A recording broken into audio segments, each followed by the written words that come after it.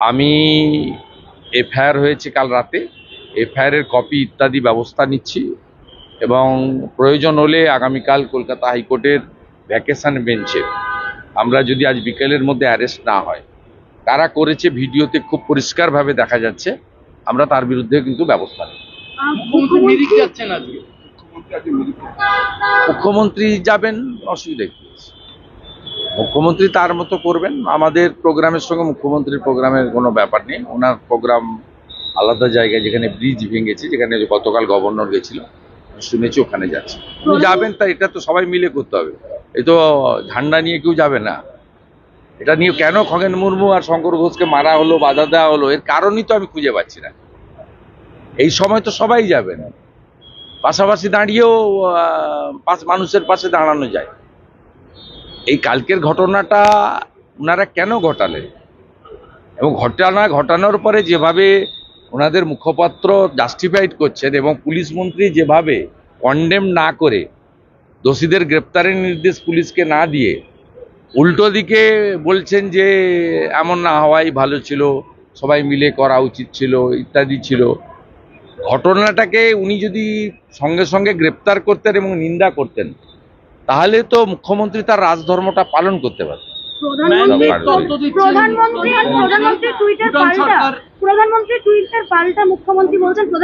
আমি সকালবেলা 8টার সময় দেখে নেবেন, কমেন্ট রিটুইটও করে দিয়েছি। মুখ্যমন্ত্রীকে আমি উত্তর দিয়ে দিয়েছি, প্রধানমন্ত্রীর উত্তর দেওয়ার দরকার, অনেক বড় ব্যাপার, ওয়ার্ল্ড লিডার, তার জন্য বিরোধী দল নেতা এনাফ। আমি উত্তর দিয়ে দিচ্ছি। এখানে কালীঘাটে বলছিল ফারাক্কা দায়ী, ডিবিসি দায়ী। এ ভূগোল জানে না, ওনাকে বলবো ভূগোল পড়ুন, ক্লাস 7-এ ভূগোলের বই পাঠিয়ে দেবো, ভূগোল পড়ুন। আমার এবং রাজু বিস্তার আগে থেকেই প্রোগ্রাম ছিল মিরিক এবং প্লেন হিলের অনেকগুলো 2-3টে স্পটে যাওয়া এবং রিলিফ ডিস্ট্রিবিউশন করা, যারা ক্ষতিগ্রস্ত মানুষ যতটা পৌঁছানো যায় বাই রোড তাদের সঙ্গে মিট করা। এবং তারপরে তো দুটো ডেভেলপমেন্ট হয়েছে, একটা হচ্ছে খগেন মুর্মু এবং শঙ্কর ঘোষের আক্রান্ত হওয়া, তারা আমার কলিগ, তাদেরকে দেখতে হবে। খগেনদার আঘাতটা একটু গুরুতর আছে, এখানে ফ্র্যাকচার আছে।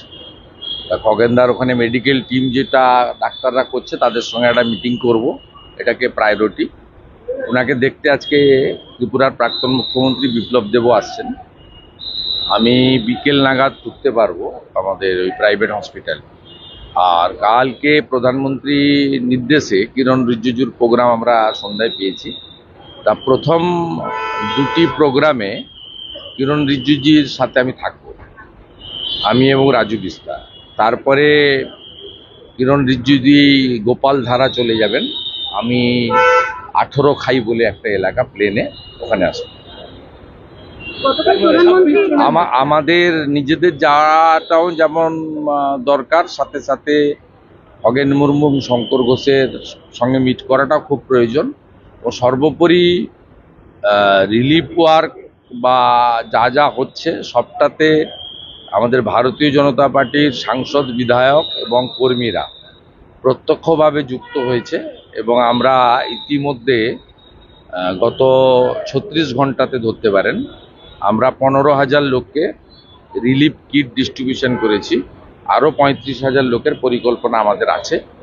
আমাদের 8 জন বিধায়ক 21টা ফুড ক্যাম্প চালাচ্ছে প্রত্যেকটা অ্যাসেম্বলিতে।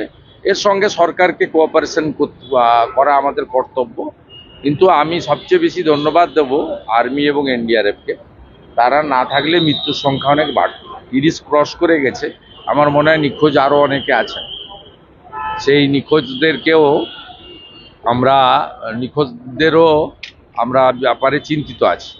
আর সাথে সাথে মাননীয় প্রধানমন্ত্রী 2.5 লক্ষ টাকা তার প্রধানমন্ত্রী পিএম রিলিফ ফান্ড থেকে ডিক্লেয়ার করেছেন নিহতদের পরিবারের জন্য এবং 50,000 টাকা করে আহতদের জন্য। রাজ্য সরকারের পক্ষ থেকেও 5 লক্ষ টাকা ক্ষতিপূরণের চেক মুখ্যমন্ত্রী দিয়েছেন। আমরা সাংসদ, বিধায়ক, বিজেপি যারা আছি, আমরাও একটা আলোচনা করেছি, সিদ্ধান্ত নিয়েছি। আমরাও নর্থ বেঙ্গলে যারা মারা গেছেন তাদেরকে আমরা অর্থ সাহায্য করব এবং আমরা নিজেদের যে ভাতা বেতন আছে আমরা সেটাকে কালেক্ট করছি বিজেপির এমএলএ এমপিরা আমরা সেটাও আমরা যে কজন আইডেন্টিফাই হয়েছে এখন অব্দি 23 জন আইডেন্টিফাই হয়েছে। তা আমরা প্রত্যেক কেসের সংখ্যা যাই হোক 30 হোক 35 হোক যেখানে গিয়ে আমরা চাই না সংখ্যা বাড়ুক, প্রে টু গড আমরা এটা করব। এটা আমাদের মানবিক কর্তব্য আর এখানে সবাই মিলেমিশে কাজ করা উচিত।